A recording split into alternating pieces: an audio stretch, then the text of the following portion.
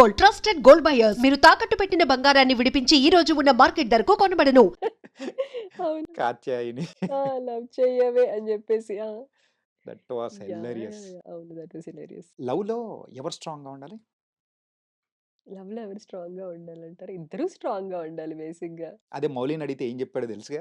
అమ్మాయిలే స్ట్రాంగ్‌గా ఉండాలి అన్నారు. ఇద్దరు స్టీల్ రాడ్‌లా స్టీల్ స్ట్రాంగ్. రాడ్‌లా స్ట్రాంగ్‌గా ఉండాలి. ఆ అబ్బాయి ఆల్రెడీ స్ట్రాంగ్‌గా ఉన్నాడు కాబట్టి, ఆ అమ్మాయి స్ట్రాంగ్‌గా ఉందని చెప్పారు. హ్మ్. అంతే గదా! ఇప్పుడు తననడిగితే ఆ అబ్బాయి స్ట్రాంగ్‌గా ఉన్నాడు కాబట్టి నేను స్ట్రాంగ్‌గా ఉన్నాను. మనం ఒక వెర్షనే చూసాం.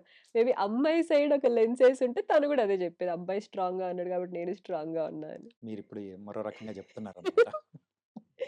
యాహ్! ఇద్దరు స్ట్రాంగ్‌గా ఉండాలి. యాహ్! యాహ్! అంటే అలాగే ఈ జర్నీ అనేది ఎప్పుడు మొదలైంది? 2018 అండి. 2018.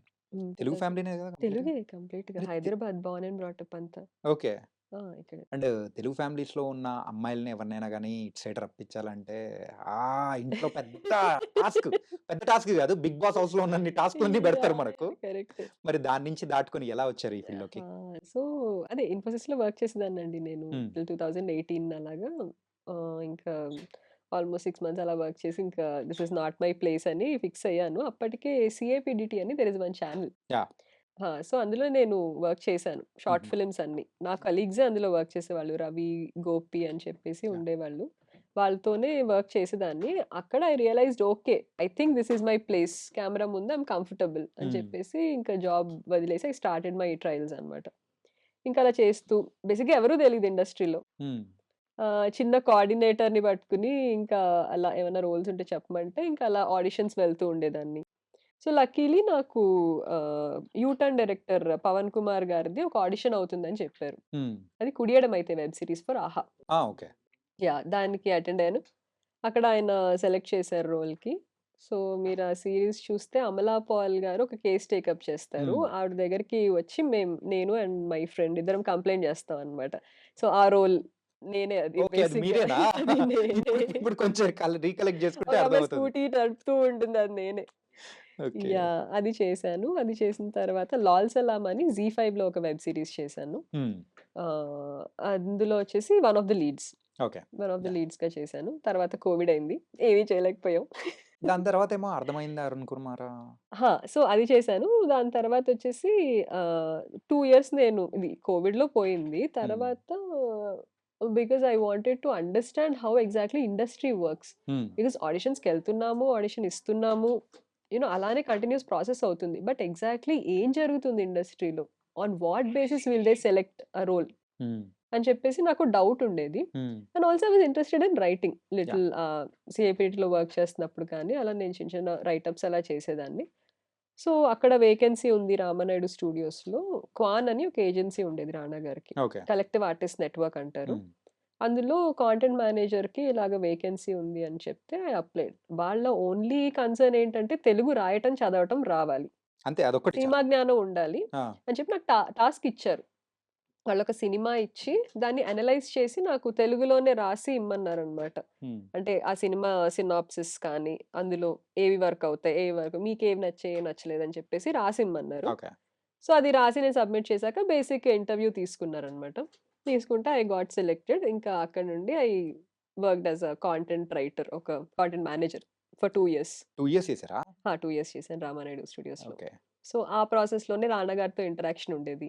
ఆయన ప్రొడక్షన్ హౌస్ ఉండేది. స్పిరిట్ హ్మ్. మీడియా అని చెప్పేసి. యాహ్! సో, అందులో ఆయనకి పర్సనల్‌గా ఏమన్నా నరేషన్స్ ఉన్నా కానీ అప్పుడప్పుడు నేను అటెండ్ అయ్యేదాన్ని. Either for production or for him to act. అట్లయితే నా స్క్రిప్ట్ రిజెక్ట్ చేసింది మీరే అన్నమాట. నేనా? సరే తర్వాత నే చూసుకుందాం.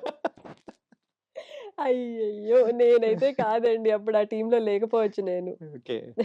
కాతే ఇంతకంటే ముందు మీది ఒకసారి ఇన్‌స్టాగ్రామ్ మొత్తం స్క్రోల్ చేస్తూ ఉంటే కింద రైటర్ పద్మిని సీతమ్మ అని వచ్చేటప్పటికి నాకు ఒక్కసారిగా అనిపించింది. ఓకే. ఇదెప్పుడు జరిగింది షార్ట్ ఫిల్మ్‌ది? ఏదండి షార్ట్ ఫిల్మ్? 'తాను నేను' oh! Thanks for watching it. అవును. నేనే రాసాను దాన్ని. మీరే రాసారా? ఆ! ఇదెప్పుడు? సో, మా ఫ్రెండ్స్ అందరం కలిసి బ్యాక్ ఇన్ కాలేజ్ డేస్ హ్మ్. 'యతి క్రియేషన్స్' అని ఒక చిన్న ఛానెల్ స్టార్ట్ చేశాము. ఓకే.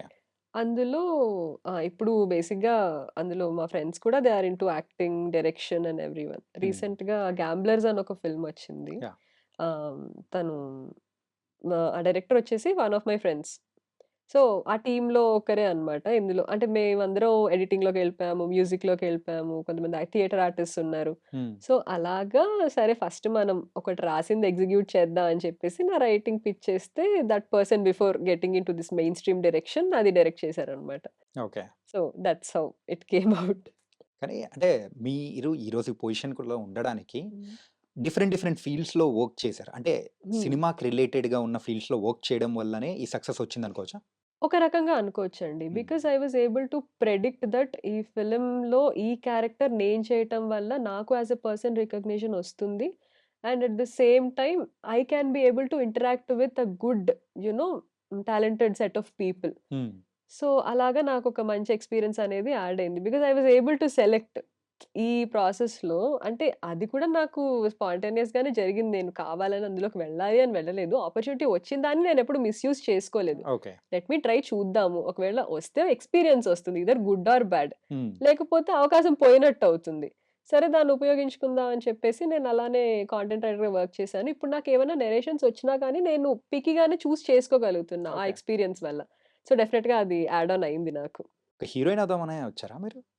అంటే హీరోయిన్ అవుతే బెటరే. లేకపోతే లేదు, కూడా లేదు. స్టార్టింగ్ ఆఫ్ ద కెరియర్‌లో ఆ! సో, అప్పుడొచ్చే టైంలో హ్మ్. మూవీ ఇండస్ట్రీలోకనేటప్పటికి హ్మ్. ఎవరైనా గాని అబ్బాయినా, అమ్మాయినా గాని హీరో ఆర్ హీరోయిన్ ఆహాహా! అనుకుంటూ అలా అడుగు ఆ! పెడతారు కదా! స్టార్టింగ్‌లో అయితే అలానే వచ్చానండి. బట్ బా వెళ్తూ నాకు అర్థమైన విషయం ఏంటి అంటే, ఇప్పుడు మీరు 'అంజలి' అనే క్యారెక్టర్ ఇప్పుడు నాకెలా అయితే రికగ్నిషన్ వచ్చిందో, అలాగే there are lot of characters which have got recognition and they played a major role in the film. Hmm. మీరు 'రంగస్థలంలో' అనసూయ గారిని తీసుకోండి. యాహ్! ఆవిడకి ఎలా రికగ్నిషన్ వచ్చింది. అలానే కొన్ని సినిమాల్లో 'ప్రియదర్శిని' తీసుకోండి. ఆయనైతే ఆల్‌మోస్ట్ అన్ని టైప్స్ ఆఫ్ రోల్స్ అలాగా ఎక్స్‌పెరిమెంట్ చేస్తారు. విజయ్ హ్మ్. సేతుపతి గారైనా, ఒకప్పుడు 'రాజేంద్ర ప్రసాద్' గారైనా. ఇలాగా వాళ్ళు అన్ని రోల్స్ టచ్ చేస్తారు. ఏంటి అంటే అది లీడా? కాదా? అని వాళ్ళు చూడరు. ఓకే. వాళ్ళ ఇంపార్టెన్స్ ఎంతుంది ఆ పర్టిక్యులర్ ఫిల్మ్‌లో and what they are able to contribute to the film అనేదే చూసుకుంటూ చేసుకుంటూ వచ్చారు. హ్మ్. సో, దట్స్ హౌ నాకు కొంచెం this side of the film and that side of the film నేను 2 చూసాను కాబట్టి this is where I want to place myself అనేది కొంచెం ప్రాసెస్‌లో ఫిక్స్ అయ్యా. అంటే రామానాయుడు స్కూల్‌లో ఉన్నప్పుడు ఎంత కొంచెం క్లారిటీ వచ్చిందా ఏంటి? ఖచ్చితంగా. అక్కడ వర్క్ చేసిన వాళ్ళకైతే డెఫినిట్‌గా ఆ క్లారిటీ వస్తదండి. రానా గారి కింద వర్క్ చేశారు కదా! హ్మ్. సో, మీరు నేర్చుకున్న ద బెస్ట్ థింగ్స్ అంటే ఏంటి ఏం చెప్తారు? రానా గారి దగ్గర నుంచి? రానా గారి దగ్గర నుండి నేర్చుకుంది వచ్చేసి ఆహ్, ఇప్పుడు సపోజ్ ఆయన దగ్గరికి ఎవరన్నా ఒక స్క్రిప్ట్ తీసుకొచ్చి ఆయన కొత్త పర్సనే అయ్యుండొచ్చు. హ్మ్.